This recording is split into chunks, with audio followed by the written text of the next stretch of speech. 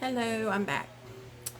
So it's been about a week since I had done my last YouTube, so I figured, well, it's time to do it again. This week, we're getting a little closer to Christmas. Thanksgiving's behind us. Hope everybody had a good Thanksgiving. I know I did. And that's part of what I was going to talk about tonight is having to maneuver yourself between this family, that family, the whole making it to everybody's house and being able to actually enjoy your time instead of being so stressed out. Last thing, well, last Thanksgiving Eve, Wednesday, a week from today, we went to make two cakes and our oven went out.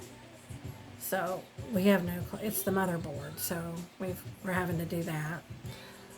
But as that went out, I got to thinking, wait a minute, we have another oven from being on the road. And so we went and we grabbed the other oven from the garage and brought it in, and it worked just fine. So we were able to make the cakes. And about 60 deviled eggs. But other than that, we had a good Thanksgiving. Hope you did.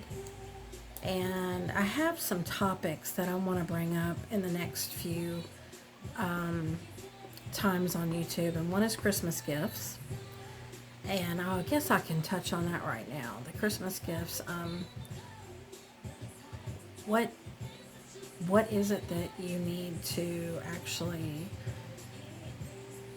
give someone? And give me 1 second. So many people put like a monetary deal on the Christmas. Now, if you're doing like a Secret Santa, Dirty Santa type thing, you're going to want to put some kind of a value on there so everybody's kind of equal in what you bring. Those are always fun. Both sides of our family does this, and they absolutely love this game. And what it is I don't know if you've ever played it, but I can tell you how to do it.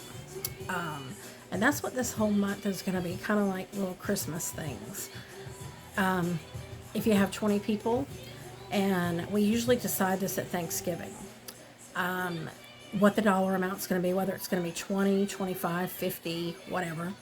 And then everybody goes out and they buy like a unisex. Well, I mean, and you don't even have to do that. You can buy like a feminine and a masculine. Because if you think about it, you're going to have both there, and you're going to have people fighting over it. And you're going to be pushing your husband to get this because you want this. And your husband's going to see that, and he's going to say, oh my gosh, my number's up. You got to get this for me. So it's kind of fun. But so if you had like 20 people there, you're going to take and you're going to put on just like a notepad, and you're going to put 1 through 20 on little bitty squares, and you put it in a hat or a bowl, whatever, and then you take them and everybody picks, and there'll be numbers from 1 to 20, and whoever has number 1 gets to pick out of the basket, out of the whole gift area first, and whoever has number 20, and then as you go, number 1 can pick, and then when number 2 comes, they can say, oh, I want what number 1 has, instead of picking something that I don't know what's out there.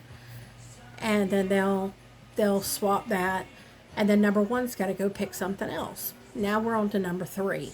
Number 3 will say, oh, well, I don't like what number 1 or 2 has, so I'm going to grab something new. They grab something new, they're stuck with that for a minute until number 4 comes, and they still have the right to take it. So we go on and through the whole thing, and even number 16 can come back and pick what number 1 has, unless it's been picked, unless they've had something taken twice. The third time that they pick something, it gets frozen, and that means you can't pick that person's stuff anymore. So it's kind of fun, and it's kind of gets the family, gets them moving, and brings out their inner person. And then number 20 comes around. So here comes number 20, and they're like, all right. They get the best because they get to see everything that's been opened.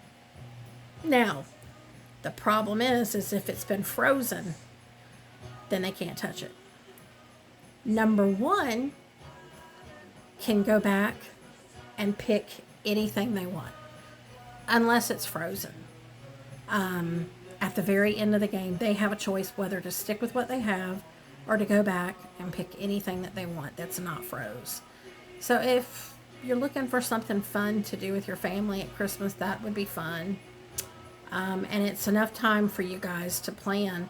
And you don't have to do that extravagant. You can even do $5 gifts, or try to stay away from gift cards, because then it's just money versus money. Although sometimes a gift card is fun, because people will say, okay, we're going to do a $10 Starbucks card with a $10 Starbucks glass or mug. And that's kind of cool, because you got something to last, and then you got something that you can spend. And then, let's see. But a lot of people do alcohol. Because a lot of people at that time of the year, they'll like to have a mixed drink or whatever. And then a lot of people do electronics. So it's just depending on what your budget is. So you could do that, and that would be something fun. But as far as the Christmas gifts, are we going overboard with the kids? Are we going overboard with each other? And are we forgetting what the real meaning of Christmas is? And it cracks me up, because people who don't even believe in Christ celebrate Christmas. And I know I've never understood that. So, but anyway. But for this time, I just wanted to bring that up and give y'all something maybe to get back with your families on and share that with them. So from our home to yours, have a great holiday season and a Merry Christmas.